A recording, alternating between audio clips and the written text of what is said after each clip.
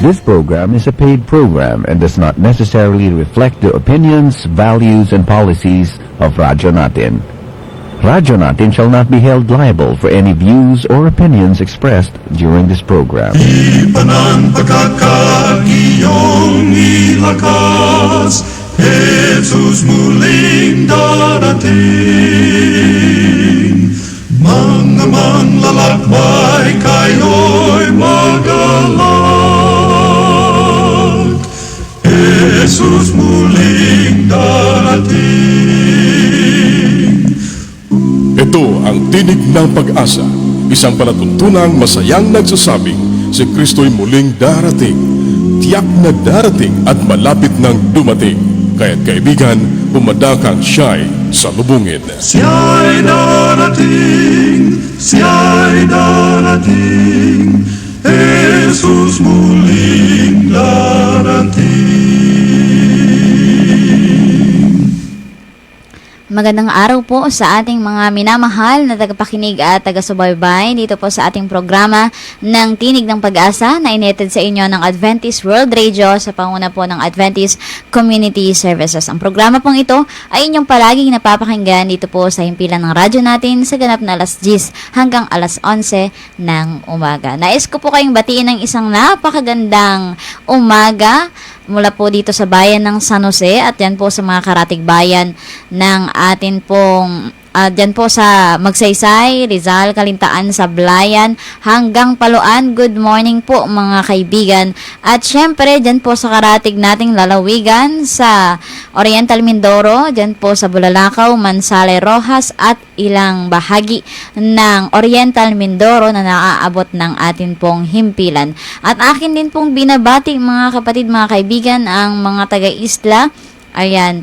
Good morning po sa inyo, Isla ng Iling, Isla ng Semerara. Yan po, naaabot po tayo ng ating programa diyan sa Semerara. Good morning po sa atin pong mga kaibigan. At sa atin pong mga nanonood sa ating live, ay good morning din po sa inyong mga kapatid. Ako po ay masaya sapagkat akin po ulit kayong makakasama sa atin pong pag-aaral ngayon pong umaga. Ayan, kung kayo po ay may mga pagbati, ay mangyari lamang po na mag-text o mag-comment sa atin pong Facebook Live at i-share. Bago po tayo magpatuloy mga kapatid at bago natin banggitin ang mga pagbati ninyo, tayo po muna ay makinig ng isang makalangit na awitin at pagkatapos po na iyon, tayo po ay mananalangin.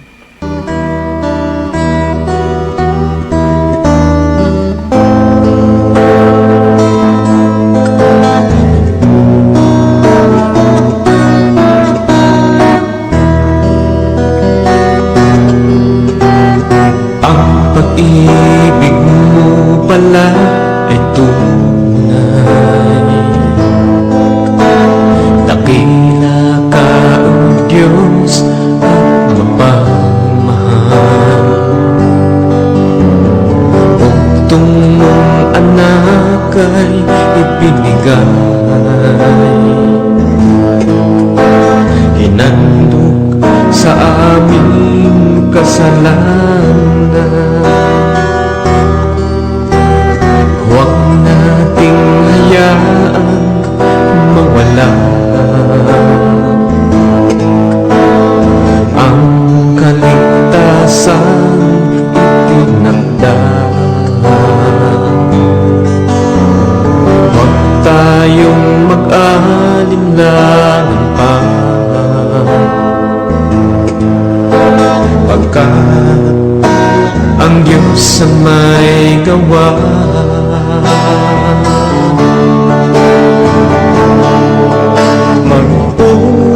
Magpuri ka sa Kanya at luwalhatiin Siya. Magpuri ka sa Kanya at paglingkuran Siya. Ang pag-ibig mo pala ay tunay, dakila ka o Diyos at mapagmahal.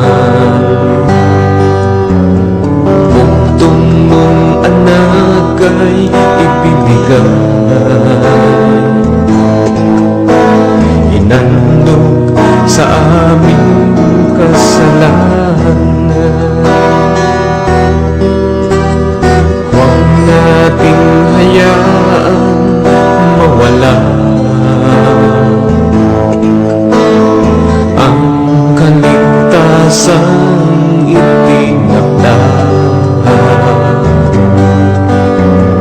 Huwag tayong mag-alinlangan pa, pagkat ang Diyos ang may gawa.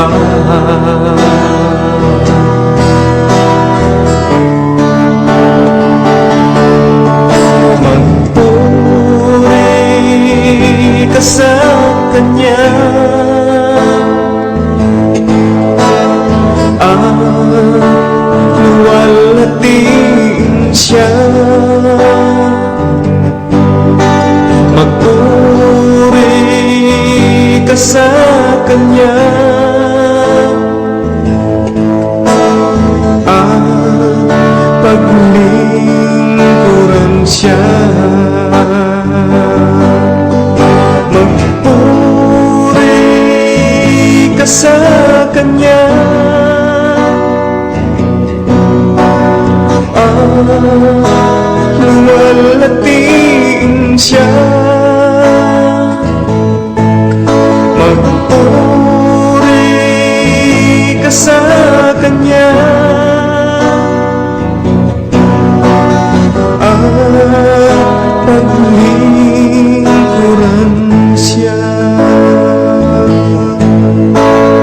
At paglingkuran Siya.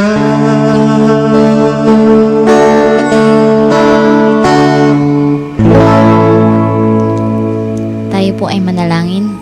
O dakila at mapagpala namin Diyos, salamat po sa pagkakataon na ito na kami pong muli ay mag-aaral ng inyo pong banal na salita. Panginoon, sa umaga pong ito ay amin pong inaanyayahan ng banal na Espiritu ang siyang manguna sa amin. Bigyan kami ng karunungan at patuloy kaming ingatan habang kami po ay nakikinig sa inyo pong mga salita. Patawarin po kami Panginoon sa lahat po ng mga pagkukulang at pagkakasala na amin pong nagagawa at patuloy kaming linisin, lalong higit ang amin pong mga puso nang sa ganun na maging karapat dapat kami nahaharap sa inyo pong paanan. Ito po aming dalangin sa pangalan ni Jesus. Amen.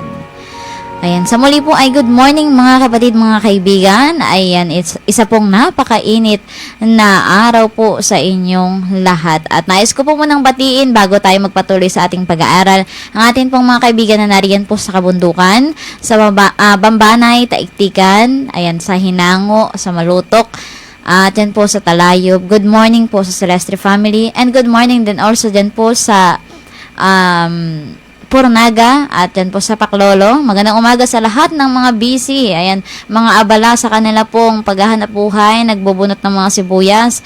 Ayan, shout out sa mga nariyan, sa mga talukan. Hindi ko na kayo maisa-isa dahil hindi ko kayo gaanong nakilala. So, ano po, nais ko po kayong batiin ng magandang umaga. Batiin ko rin po ang mga taga Marsan, dyan po sa aking lola. Good morning kay Lola Lite at sa kanya pong family na nariyan. At yun po sa Paklolo ang aking lola. Baka magtampo na naman siya. Ayan si Lola Presi. Good morning sa iyo la. At sa akin pong family na nariyan po sa Paklolo. Good morning din sa Dokalan. Dyan po sa Aguilar Clan. Sa Eaglesville. Ang mga kapitbahay ng mga Aguilar. Sila Tinini. Good morning po. Ayan, sa mga nariyan pa, na sila po ay nakikinig, magandang umaga. At nais ko ring batiin, of course, dyan po sa Semerara, ayan, naabot po ng ating radyo, ang kanina pong mga sasakyan, ang Balanon family, good morning po. Dyan po sa kanilang shop. At dyan po sa Paluan, magandang umaga sa mga kaibigan na natin na nariyan. Sa pamagitan po ng live, sila po ay nakakapanood. And of course, dyan po sa Sablayan, good morning sa aking mga kaibigan, kay TJ and kay Harold. Ayan, special shout out sa akin pong friends na nariyan po sa Sablayan. So ngayon po mga kapatid, mga kaibigan, tayo po ay mag-aaral na muli. At kung kayo po ay may mga pagbati, ay inyo lamang pong i-comment at i-share ang atin pong Facebook Live para po malaman din ng atin pong mga kaibigan sa Facebook na ang salita ng atin pong Panginoon. And of course, good morning kila Joanne sa atin pong mga masisipag na canvassers. Ayan, sila po ay nagka-canvas ng mga books sa ating mga estudyante, kay Joanne, kay Joash, kay Arvin, kay BJ, at sa kanilang mga kasama, sila Eman, at kay Pastor Jobel. Good morning po sa inyo. So ngayon po mga kapatid, tayo na po ay mag-aaral ng atin pong salita ng ating Panginoon ngayon pong umaga. At nais ko po kayong dalhin sa isa pong pag-aaral o sa isang kwento na alam ko pong inyo na itong napakinggan. Hayaan po ninyo na atin pong sariwain ngayon pong umaga. So, naalala nyo po si Samson. Ayan, sino po ang may mga kakilalang Samson? Ang Samson na atin pong pag-aaralan ngayon ay nabanggit sa Biblia sa aklat ng Hukom o sa English ay sa Judges, mga kapatid. Sino nga ba si Samson? So, si Samson ay pinili ng Diyos bago pa siya ipanganak. So, meaning, siya po ay nasa sinapupunan pa lang ay talagang pinili na siya ng ating Panginoon upang iligtas ng Israel mula sa mga Pelisteo. Siya ay itinakdang maging isang Nazaret, isang taong inalay sa Diyos at ang kanyang lakas ay nagmumula hindi sa sarili kundi sa Espiritu ng Panginoon. So, si Samson ay, sabi nga sa ating kwento, siya po ay pinili na ng Panginoon. Ano po? Siya ay mayroong kakaibang katangian. Siya ay malakas. Napakalakas niya, mga kapatid. Mahaba ang kanya pong buhok. At siya po ay yung kanya pong lakas ay nanggagaling doon sa kanya pong buhok. Ano po, mga kapatid? At yun po ay yung hair o yung paghaba ng buhok, yung relationship ay nagsisimbolo siya ng covenant o ng tipanan sa pagitan niya at ng ating Panginoon. So, habang siya ay lumalaki, meron siyang mga kakayanan. Siya ay napakalakas, mga kapatid, ngunit ang nagpahina lamang sa kanya ay ang kanyang puso. Ay, mga puso na iyan. Meron siyang nakilala na isang babae na nagngangalang Delilah. Oy, kapag ang malalaki talaga, hindi naman sa nilalahat ko. Pag may nakilalang babae, talaga namang nanghihina. Kahit gaano pa katikas, yung sa mga magpartner ba, kapag sila ay nasa harap ng maraming tao, kala mo, tigasin ba? Yung, kala mo siga-siga. Pero kapag ang kasama ay jowa, ay, talaga naman, makaka-relate ang mga kabataan na yan. Pag sila ay kasama ang jowa, talagang naglalambot o nanghihina. So, ganun ang nangyari kay Samson. Meron siyang nakilala. At dahil dun sa babaeng yun, siya po ay naging isang mahina. Sa halip na sundin ang kalooban ng Diyos, madalas niyang sundin ang kanyang sariling kagustuhan, lalo na sa pakikipag-ugnayan sa maling tao. So, yun yung naging weakness o kahinaan ni Samson. Joanne? Siya ay naging mahina. At sangayon sa kwento, sa 16, sa Hukom 16, 1 hanggang sa mga susunod na mga verses, ay nung kanya pong nakilala si Delilah, syempre, hindi alam ng mga tao kung ano yung kahinaan niya. Kasi alam niyo po, that time ay sangayon sa atin pong Bible, sa Old Testament, meron pong alitan sa pagitan po ng Israel at ng mga Palesteo. Mga Israelites and Palesteo. Di sila po ay magkaaway. So, si Samson ay kalaban niya mga Palesteo. Siya po ay napakalakas. At ginamit ng mga Palesteo, sangayon po sa aking nabasa, si Delilah para malaman nila kung ano yung kahinaan ng kanilang kalaban na si Samson. Ano po, mga kapatid? At alam niyo po, si Samson nung una matalino siya eh. Hindi niya sinabi kay Delilah kung ano yung kahinaan niya. Pero nung mga una ay parang pinaglaruan niya lang si Delilah. Yung hindi niya sinabi ang totoo na ano ba yung nabanggit doon, yung tali, mga ganon, tatalian siya. Ginawa yun ng mga kalaban, pero hindi pala yung magpapahina sa kanya. Ano pa, yung tali na bago, yung hindi pa nagagamit, itatali daw sa kanya, ganon yung sinabi niya kay Delilah. Pero wala pa ring epekto. Ano po, mga kapatid, sabi ni Delilah, pinaglalaroan mo lang ako. Sabi niya ganon. That time, sinabi na ni Samson, yung kanya pong kahinaan, na ang pinanggagalingan ng kanya pong lakas ay ang kanya pong buhok. Ano po, mahaba po ang buhok ni Samson. Hindi ko lang alam siguro kung gaano kahaba. Basta mahaba po at doon nanggagaling yung lakas niya. Yun po kasi ay simbolo ng kanilang tipanan sa ating Panginoon. So, yun, dahil po sa isang babae na yun ay, siya ay nang hina, mga kapatid. Nung gabi na siya ay nakatulog, pinutol ni Delilah ang kanya pong buhok. Ayan, dumating si Delilah at nainutusan ng mga Pilisteo na tuklasin ang lihim ng kanyang lakas. At yun nga, kahit paulit-ulit siyang nilinlang, ay patuloy pa rin nagtiwala si Samson sa kanya. Ayan, talagang may tiwala. Dahil mahal niya nga si Delilah, nagtiwala siya. Sa huli, binunyag niya ang kanyang lihim. Ang kanyang lakas ay konektado sa kanyang pagtatalaga sa Diyos na sinasagisag ng kanyang hindi pagputol ng buhok. Nanggagaling pala sa kanya pong lakas. So, habang siya ay natutulog, yun nga, pinutol ni Delilah ang kanya pong buhok. At nang siya ay magising, inakala niyang makakatakas siya gaya ng dati. Ngunit hindi niya alam na iniwan na siya ng Panginoon. Siya ay nahuli at binulag at ibinilanggo, mga kapatid. Ganun po ang nangyari sa kanya nung time na yon. Pero mga kapatid, mga kaibigan, hindi doon natapos ang kwento.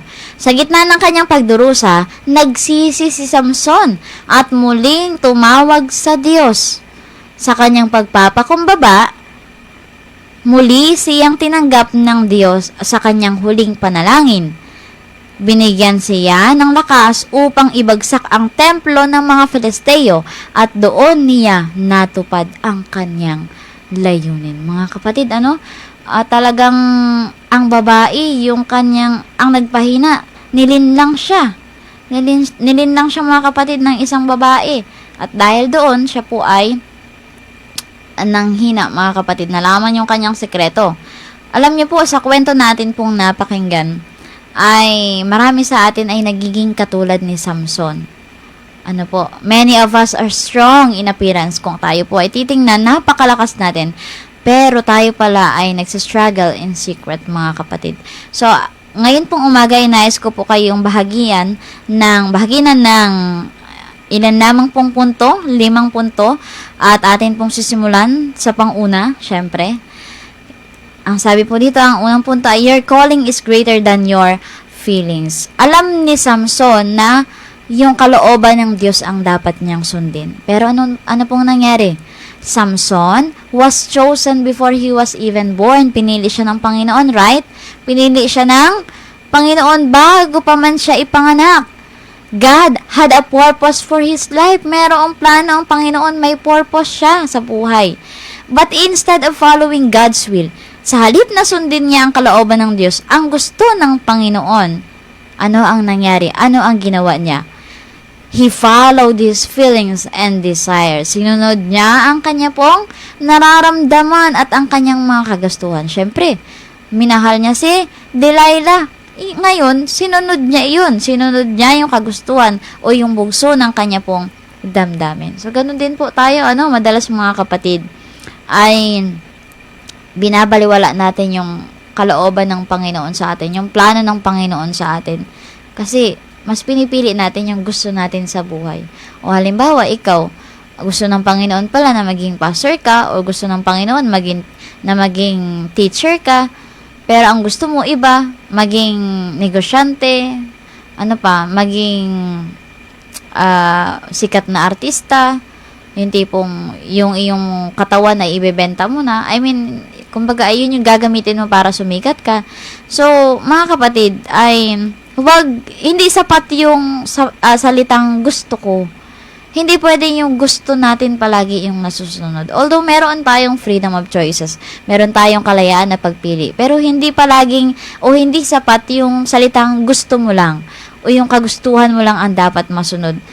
Mga kapatid, dapat natatanong natin sa atin pong mga sarili, ito ba ang gusto ng Diyos para sa akin? Ito ba ay kalooban ng Diyos para sa akin? So, yung panawagan ng Panginoon ay mas malaki o mas dakila kesa doon sa atin pong sariling kagustuhan o sarili nating nararamdaman. So, yun po yung una nating punto, na mas pinili ni Samson yung kanya pong nararamdaman o mga kagustuhan higit pa doon sa kalooban ng Panginoon, sa plano ng Panginoon para sa kanya. Sana ay hindi tayo ganun. Sana hindi tayo yung pinipilit yung kung ano yung gusto natin. Mga kapatid. So ako sometimes may ganun akong nature. Kung ano yung gusto ko, dapat masunod siya.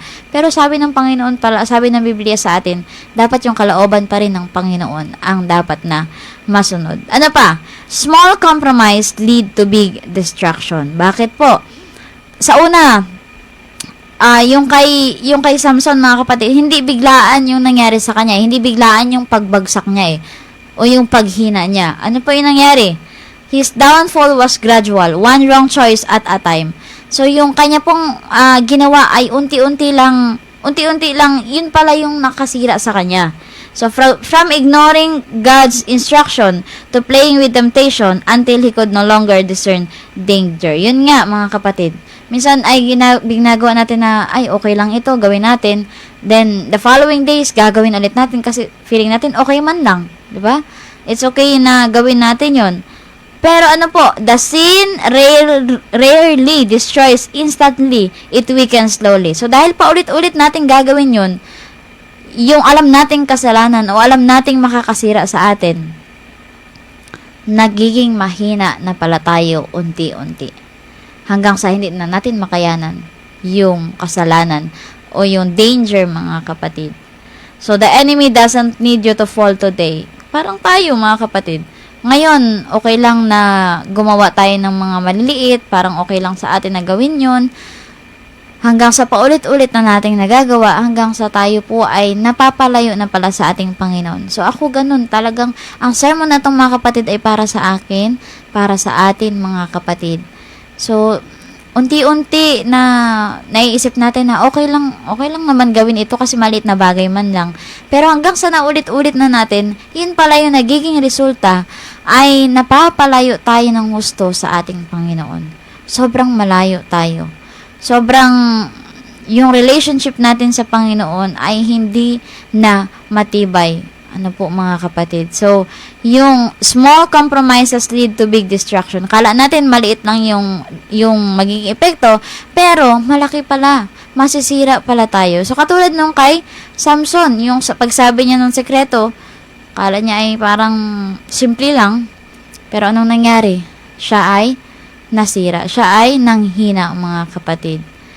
So, tandaan po ha, the enemy doesn't need you to fall today. Hindi gusto ng Panginoon, ng kaaway natin na bumagsak agad tayo.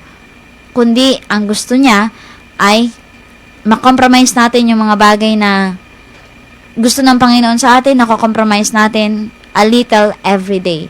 Unti-unti lang nating nasisira. Yun ang gusto ng kaaway, mga kapatid. So, hindi biglaan, kundi ay utay-utay na mailayo tayo sa ating Panginoon. Ano yung nagpapalayo sa atin? Yung worldly things, yung mga makamundong gawain, makamundong bagay, yun yung unti-unting magpapalayo sa atin, sa ating Panginoon. Pangatlo, be careful who you let close to your heart. Ayan nga, maging maingat tayo sa mga taong malapit sa ating puso. Katulad kay Delilah. Si Delilah didn't defeat Samson by force. Tama? Hindi naman tinalo ni Delilah yung naglaban sila ng dalawa, nagsuntukan. Hindi naman ganon. Ano ang nangyari?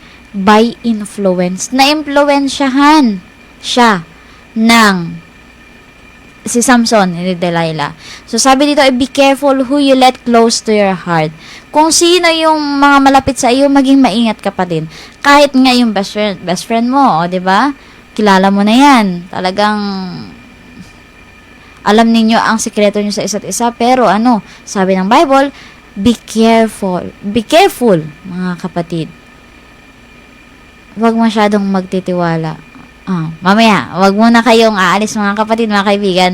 Atin pang pag-uusapan ang bagay na ito at tayo po ay magbabalik sa atin pong programa. Tayo po muna ay makinig ng isa pong makalangit na awitin.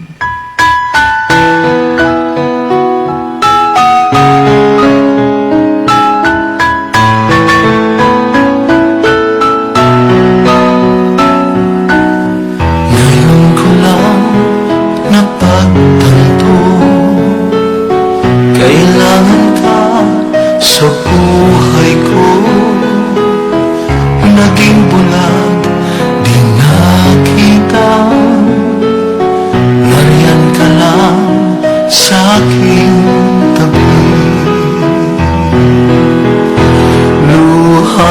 mo'y batid ng Diyos, takot mo'y alam niya rin, hirap mo'y ramdam ng Diyos, kaya't lumapit sa Kanya. Dakila siyang lubos sa buong sanlibutan,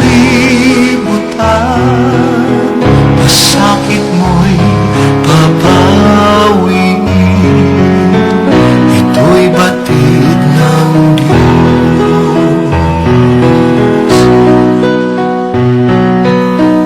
Laging tanong, bakit ako?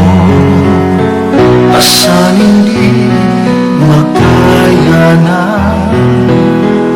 Naging bulag, di nakita. Asanin ko'y iyong dala. Luha mo'y batid ng Diyos, takot mo'y alam niya rin, hirap mo'y ramdam ng Diyos, kaya't lumapit sa Kanya. Dakila siyang lubos sa buong sanlibutan, pasakit mo'y papawiin, ito'y batid ng Diyos.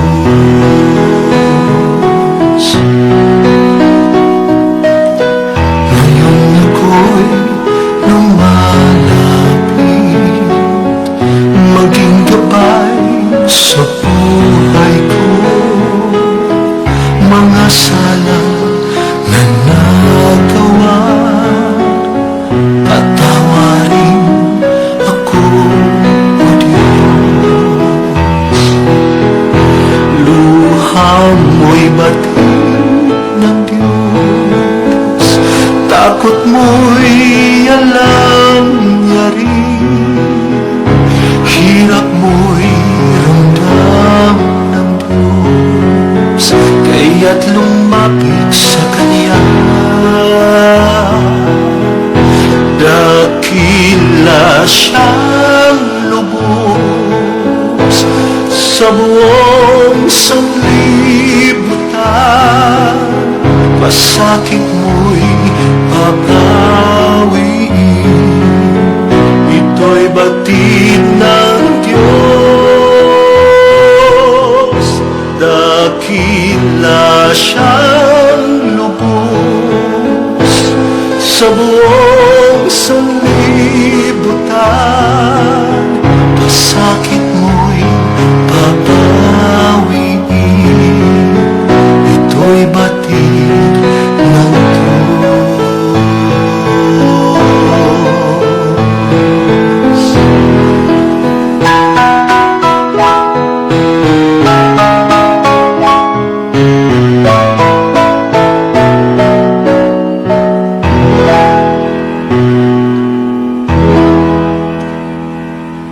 Ayan, tayo po ay nagbabalik dito pa rin po sa himpilan ng radyo natin sa atin pong programa ng Tinig ng Pag-asa. At salamat po sa inyong pagsubaybay sa ating pong Facebook Live. Good morning kay TJ, good morning kay Erich, at good morning kay Joanne sa ating pong mga viewers sa ating FB Live. Yes, be careful. Okay, number 3, mga kapatid, be careful who you let close to your heart. Ayan, akin pong ulitin mga kapatid, mga kaibigan. Si Samson, nung siya po ay nagtiwala kay Delilah. Siyempre, siguro maganda si Delilah, no? Talagang nakuha o nabihag ni Delilah ang puso ni Samson. Kaya nga nanghina si Samson, mga kapatid. Delilah didn't defeat Samson sa pamagitan ng force, kundi ay sa impluwensya. Anong ginawa niya? She stayed close. Nanatili siyang malapit kay Samson.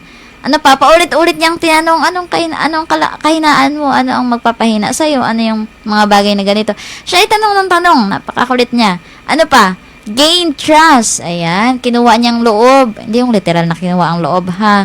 yung tiwala ni Samson ay kinuha niya. Talagang inipon niya hanggang sa nagtiwala ng buo sa kanya si Samson. And eventually led to his downfall. Yan. Parang kasi nga sa panahon noon, okay lang na magtiwala, no? Pero ngayon, mga kapatid, naku, maging maingat tayo sa pagtitiwala. Diba, TJ? Kahit na yung mga most trusted friend, ayan, natin, most trusted, wag naman yung sweetheart, baka mag-away-away ba? Kumbaga, yung mga taong malapit sa atin na pinagkakatiwalaan natin ng sobra-sobra, be careful pa din. Mag-ingat pa rin tayo, mga kapatid. Kasi anytime pwede silang sa atin, betrayed, mga kapatid.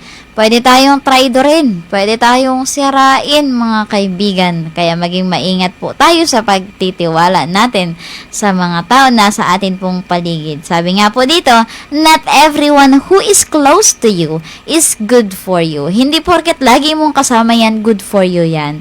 Hindi porket nagiging magaan ang loob mo kapag kasama mo siya, ay hindi ibig sabihin na good for you, mga kapatid. Sino lang yung mapagkakatiwalaan natin? Syempre, ang ating Panginoon. Yun lang ang talagang hindi tayo sisirain o tatraidorin, mga kapatid. So, maging maingat tayo sa pagtitiwala sa lahat ng mga tao. Wala naman akong hindi ko naman intention, di ba? Oo, delikado talaga, TJ. Delikado na magtiwala. Ayan.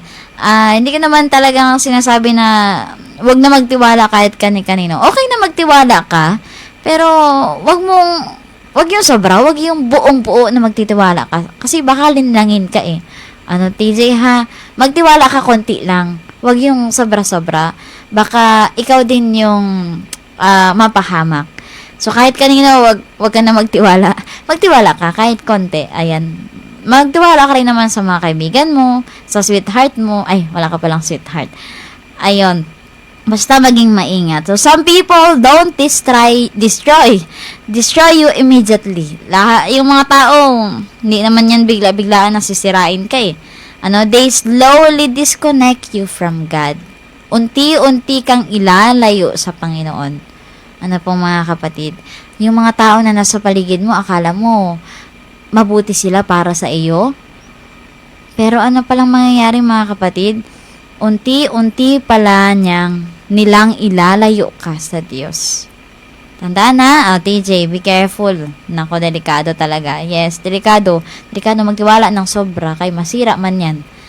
Okay, sa pang-apat po, mga kapatid, ay strength without God is weakness. Talagang napakahina tayo, literal, talagang mahina kapag wala ang Panginoon. Ako, sobrang mahina na nga ako, nasobrahan pa ng hina kapag wala ang Panginoon. Mga kapatid? So, Samson thought he could break free again. But this time, the Bible says, he did not know that the Lord had left him. Talagang nahiwalay siya sa Panginoon. Nung siya po ay nanghina, nahiwalay siya sa Panginoon. And the saddest part, our strength is never our own. It is always dependent on God. Hindi porket malakas si Samson, sobrang lakas niya, ay kaya niya ng yung sarili niya. Pero yung source of his strength, mga kapatid, yung pinanggagalingan ng lakas niya ay ang Panginoon. Parang tayo din, mga kapatid. Saan ba nanggagaling ang inyong lakas? Sa jowa ninyo? Sa pamilya ninyo? Actually, yes, meron din siyang part na doon tayo minsan humuhugot ng lakas. Pero the only source, yung pinanggagalingan ng lahat ng atin pong lakas, ay ang ating Panginoon lamang. So, without God, mga kapatid, we are nothing. Wala tayo kapag wala ang Panginoon sa ating pong buhay. You can have talent. Meron man tayong talent. Talent natin magpasaya ng tao. Ayan. Talent natin na magmahal. Ay, hindi yon. Talent natin ay umawit, sumayaw, mag-drawing. Talent natin kumain. Ay, hindi ko talent yun. Talent na, pa ba yung mga talent? Magaling aranis, Talent na yung sa mga tumbling-tumbling na yan, sa sports, talent nyo man yan, mga kapatid, kahit gaano pa tayo talentado din, parang malapit yun sa kahit gaano kadami yung talent natin, without God, mga kapatid, kung wala ang Panginoon, wala rin tayo. Wala tayong mga ganun. Wala tayong talento sa buhay. Ano pa? Katalinuhan. Yung iba, sobrang talino na. Na yung tipo na sarili na nila yung inaangat nila.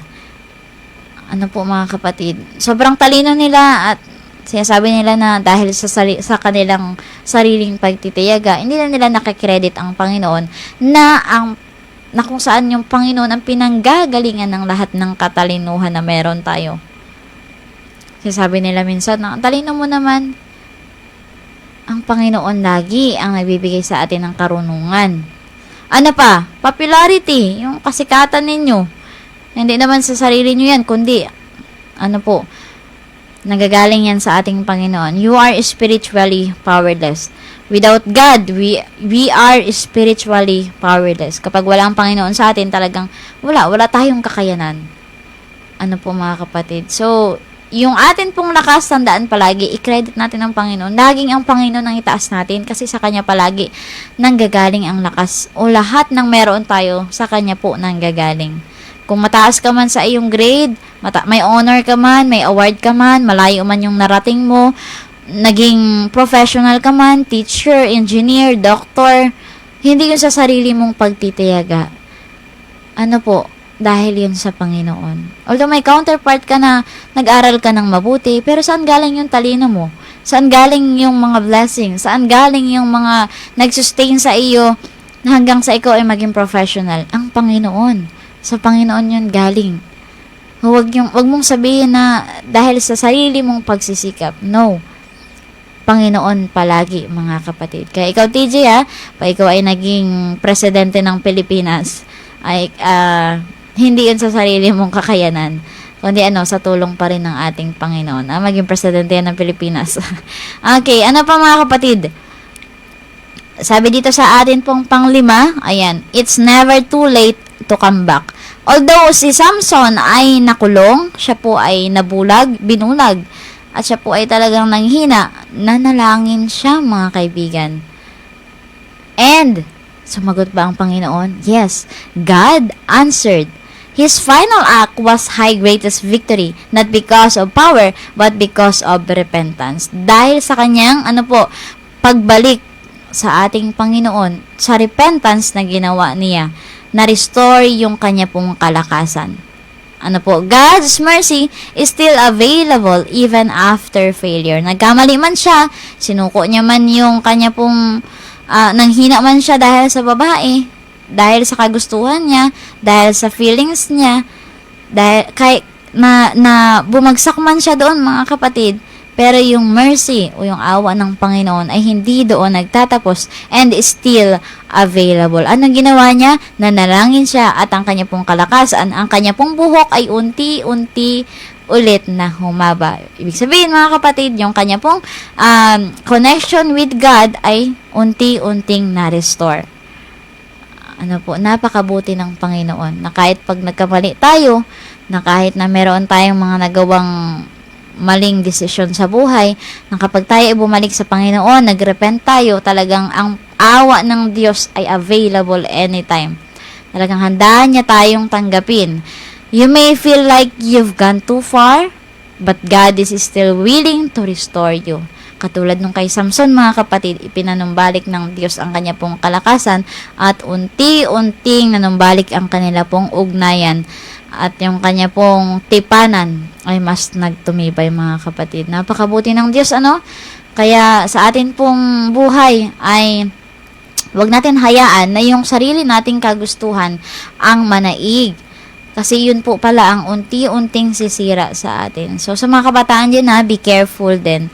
Be careful na tayo po ay madaya ng kaaway o ng mga taong nasa paligid natin na impluwensyahan tayo. Kasi talagang ang mundo ay madali tayong maimpluwensyahan. Why? Katulad na lang sa mga kaibigan natin. Lalo yung mga lalaki, mga kaibigan na lalaki, yung mga barkada ninyo. O for example, Akala nila yan, una kakalingain ka, na ganito, ganyan, ipaparamdam na pamilya. It's okay. Pero unti-unti pa lang mga kapatid, mga kaibigan, na tayo po ay ilalayo sa Diyos. Unti-unti tayong dadalhin sa gawain na masama. So, be careful talaga mga kapatid. Ano pa, yung small compromises, wag nating isabihin na maliit na bagay lang ito para gawin. Wala namang magiging epekto na ito. Small compromises, tandaan na, ay malaki ang nagiging kasiraan sa atin. Ano pa? Balikan natin yung mga 5 punto. So, be careful who you let close to your heart. Isa din sa nakikita ko kasi ay sa atin pong pag-aaral doon sa story of Samson. Mas mahal niya kasi si parang mas minahal niya si Delilah. Para bagang nakalimutan yung Panginoon. So, dahil doon sa pagmamahal na yun, nasira. Diba, kapag sobra palang mahal ng isang tao, masisira tayo. Ay, bakit tayo? Kapag mas mahal natin ng isang tao, higit pa doon sa Panginoon, may epekto pala yun mga kapatid. Na-experience ko yan before. Nabalikan pa talaga. Kumbaga ay sarili na lang rin na nakaranasan na talagang kapag mas mahal mo yung halimbawa, tao, bagay man yan, mas mahal mo yun higit pa sa Panginoon, talagang mawawala, masisira tayo mga kapatid. So, dapat pala, mas mahalaga ang ating Panginoon, mas mahalaga yung kalooban ng Panginoon sa atin, over doon sa ating mga sariling kagustuhan. Ano pa? Yung strength without God is weakness. Yung kalakasan natin ay hindi nagagaling sa ating pong sarili, kundi kanino nanggagaling? Sa ating Panginoon. Talino natin, ang talento natin, yung lahat man na meron tayo, sasakyan, mga bahay, lupa, magandang buhay, magandang hanap buhay. Without God, wala rin tayong ganyan. Ano po mga kapatid? Kaya, wag nating baliwalain ang Panginoong Diyos. Kung tayo po, lalong higit kapag tayo ay may mga biyaya na tatanggap, wag nating baliwalain ang Panginoon. Kung ano yung meron tayo, kung ano yung narating natin, because of God's will. Dahil niloob ng Panginoon na mangyari yan sa atin pong buhay. Kung naging doctor ka man, successful ka man, naging tambay ka man, Promax, ayan, ay, without God, talagang wala tayong buhay, mga kapatid. Ano pa, it's never too late to come back. Kung tayo man po ay nagkasala o nahulog o, hindi man nahulog ba? Nagkasala, nabigo, mga ganun mga kapatid, mga kaibigan. Hindi nagtatapos doon. Meron pang pag-asa at ang kailangan namang mga kapatid ay magrepent sa ating Panginoon. So, sama-sama po tayong magrepent sa ating Panginoong Diyos. Sama-sama po tayong i-restore yung atin pong connection sa Kanya. Sapagkat kapag wala siya, walang saysay ang atin pong buhay. Walang magiging patutunguhan ang atin pong buhay, mga kapatid. Tandaan po palagi. Mga kapatid, tayo ay palaging babalik sa ating Panginoon. So, sana po mga kapatid, mga kaibigan, sa atin pong pag-aaral ngayon pong umaga, ay may mga bagay tayong natutunan, may mga paalala na atin pong tatanggapin ito na para tayo po ay magbago. Tayo po ay manumbalik sa Panginoon. So, although ako man, napalayo na talaga sa Panginoon, pero dahil may paalala ang Diyos palagi sa pamagitan ng Biblia at salita niya, tayo po ay babalik at babalik pa rin sa ating Panginoong Diyos. Kaya, wag tayong mahihiya na lumapit sa Panginoon. Minsan kasi kapag nagkamali tayo, parang sinasabi natin sa atin pong mga sarili, parang mas lumalayo pa tayo. Parang bagang takot na tayo sa ating Panginoon. So, hindi yun ang gusto ng Panginoon. Yun ang gusto ng kaaway na mas mapalayo tayo sa Panginoon. Pero ano mas gusto ng Panginoon? Magrepent tayo. 'Di ba? Manumbalik tayo sa Kanya. And for sure, tatanggapin niya tayo dahil tayo ay Kanya pong mga anak.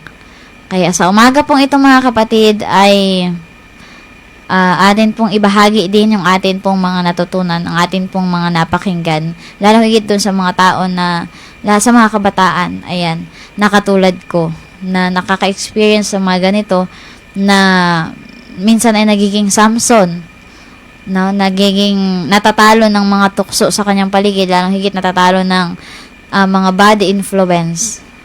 Atin pong patuloy na labanan iyan. Kaya mga kapatid, sa punta pong ito ay bago po tayo magtapos ay akin po munang batiin ang atin pong mga, ayan, good morning kay Joanne ulit at good morning sa atin pong mga, ayan, sa mga student literature evangelist dyan po sa Hope Church. Ayan, sila po ay naglalakad-lakad dyan po dito po sa San Jose. Sila po ay mga student literature evangelist. Good morning kila Eman, kila nalimutan ko ano ng mga pangalan. Ay, basta sila po ay mga estudyante na magkakasama. Ayan, good morning po sa inyo. And of course, good morning po dyan po sa Barangay 5. Sila Ate Love, good morning dyan po sa Rojas, kila Kuya Jacob, at dyan po sa iba't ibang lugar dyan sa Oriental, Mindoro. At nais ko rin pong batiin ang nariyan po sa Kanabang, sa Imok, at dyan po sa Murta.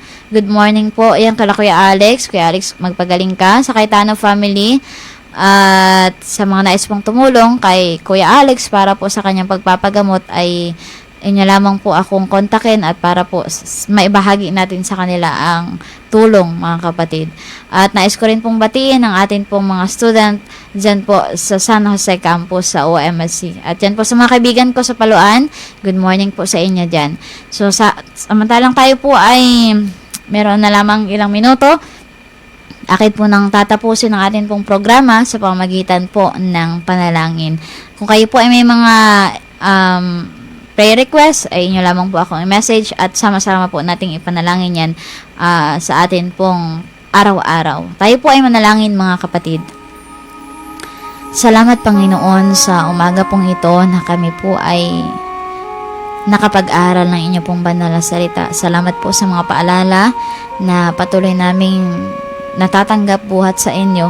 At salamat, Panginoon, sa lahat ng mga pagpapala namin pong nararanasan na nanggagaling sa inyo, Panginoon. Sa umaga pong ito, ay amin din pong ipinagpapasalamat na kami po ay merong kalakasan, meron po kaming buhay, meron po kaming mga bagay na inyo pong ipinagkakaloob.